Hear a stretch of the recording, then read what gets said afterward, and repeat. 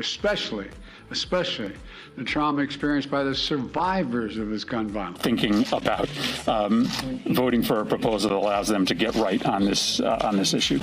Do you think the Supreme Court is broken, in your view? I think the Supreme Court has made some terrible decisions. Is over. H.R. 8 will be on the floor of the Senate, and we will see where everybody stands. ATF just stripped of power to regulate nationwide. The ATF's frames and receiver rule was thus declared unlawful and beyond the ATF's authority on a national level, but numerous significant changes have since been released. ATF's frame or receiver rule. In the case known as Vanderstock versus Garland, a federal judge in Texas has granted a preliminary injunction against the federal government's enforcement of the final rule on partially manufactured firearm parts and kits. The case challenges the authority of the Justice Department and the Bureau of Alcohol, Tobacco, Firearms, and Explosives, ATF, to regulate items that are not firearms as if they were firearms. The Second Amendment Foundation, SAF, along with Defense Distributed, a Texas-based company, was allowed to intervene in the case last summer. The court's preliminary determination states that SAF and Defense Distributed are likely to succeed on the merits of their case against the receiver rule. The decision was issued by Judge Reed O'Connor for the U.S. District Court for the Northern District of Texas, Fort Worth Division. The preliminary injunction applies to Defense Distributed and its client. Alan Gottlieb, founder and executive vice president of the Second Amendment Foundation, expressed that the court's decision is a significant victory. People in Mr. Henderson's position will effectively lose all their ownership interests in their firearms. For God's sake, just do something. Well, today, we did. They won't be able to possess them anymore, but they won't be able to reclaim the economic value of them either. And that seems to be rather hard. It does include actions I've long called for that are going to save lives. Judge O'Connor agrees that ATF's final rule exceeded its authority by expanding its regulatory scope over parts that may be readily converted into frames or receivers, going beyond what Congress had granted. The judge also found that ATF's rule unlawfully treats parts kits as firearms. SAF's executive director, Adam Kraut, expressed satisfaction with the court's ruling, noting that the judge recognizes their likelihood of success on their claims. He emphasized that ATF's rule contradicts almost 45 years of precedent where the agency didn't interpret the term firearms in the Gun Control Act of 1968 to apply to partially manufactured frames and receivers. Last August, ATF issued its final rule aiming to regulate partially manufactured firearm parts and parts kits, departing from its past precedent. In December, the government asserted that certain products should be considered frames and therefore firearms. As a result, a lawsuit was filed challenging the legality of the final rule on the grounds that it exceeds ATF's statutory authority. The granted preliminary injunction takes effect immediately. ATF's frames and receivers rule overturned. The decision on this complaint was made by Judge Reed O'Connor of the Texas Federal District Court and FPC, the plaintiff in this matter. A recent ruling by Judge Reed O'Connor determined that the frames and receivers rule is in fact illegal and beyond the ATF's power to make such a regulation.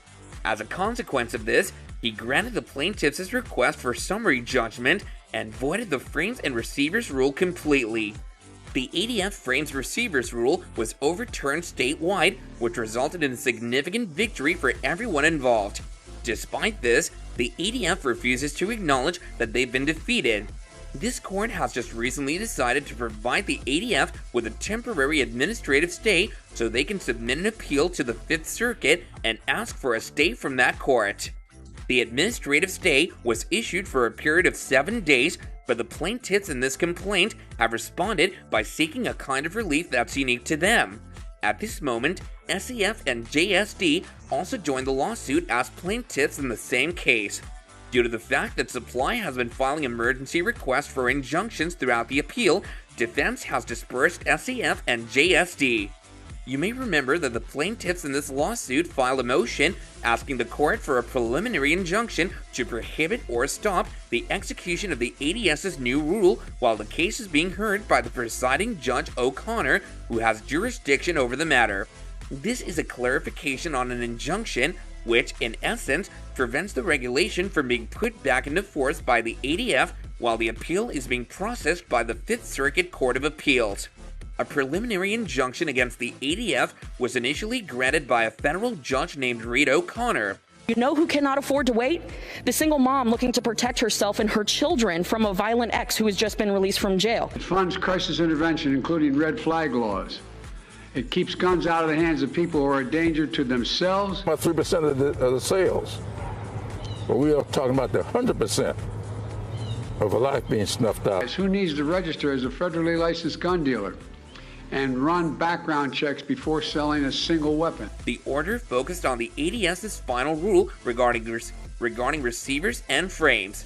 He came to the conclusion that it violates the clear language of the statute, which renders it illegal, and that Congress didn't give the ATF the authority to regulate the category of things in question.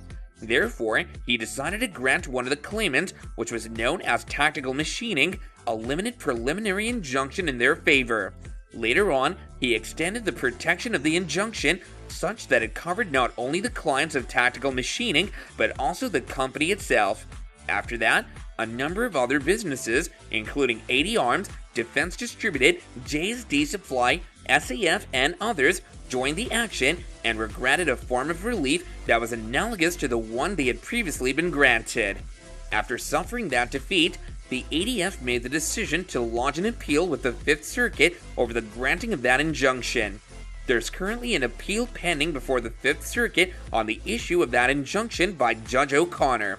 This appeal is considered to be interlocutory, but while that problem was making its way through the process, the plaintiffs in this case, FPC and others, continued in the lower court and were seeking a motion for summary judgment to finally conclude this matter, and that's exactly what happened. But while that issue was making its way through the process, the plaintiffs in this case continued in the lower court. Judge O'Connor overturns ATF's rule. In a recent ruling on a move for summary judgment, Judge O'Connor found in favor of the plaintiffs and reversed the ATF's final rule on frames and receivers. She did so by ruling that the ATF's rule was unconstitutional. In his judgment, Judge O'Connor remarked that this case raises the question of whether the federal judge may lawfully regulate partially made agricultural products, related agricultural products, and other tools and materials in compliance with the Gun Control Act of 1968. He stated that this case raises the question since it's unclear if the federal government has the authority to do so. The court came to the conclusion that the ATF's final rule on frames and receivers violated the Constitution and issued its ruling accordingly.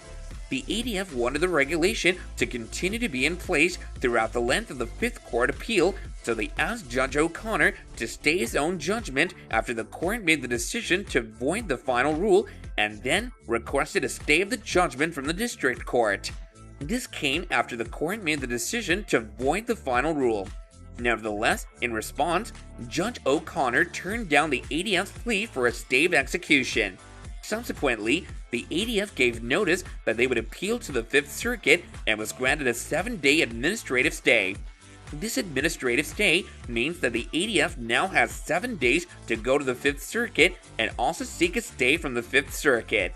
Since the administrative stay is currently in effect and will remain so for the next week, one important question is whether the 7-day administrative stay essentially allows the ATF to stay the enforcement of the rule while the appeal is ongoing. JSD and plaintiffs' defense were distributed together. Emergency motion for injunction. Supply and SAF are seeking an emergency motion for an injunction pending appeal. What this means is that Defense Distributed, along with some of the other plaintiffs, wants clarification from the court on whether the prior injunctions issued and put in place by Judge O'Connor before this ruling still remain in effect during the whole Fifth Circuit appeal. This would mean that even now, the prior injunctions would remain in effect, and if the Fifth Circuit decides to stay the summary judgment decision, the emergency injunction and the prior injunctions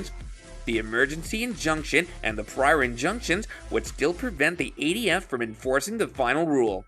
To simplify, think of this as a reverse Uno card. the ATF may think they can stay the final decision of Judge O'Connor and therefore enforce the final rule.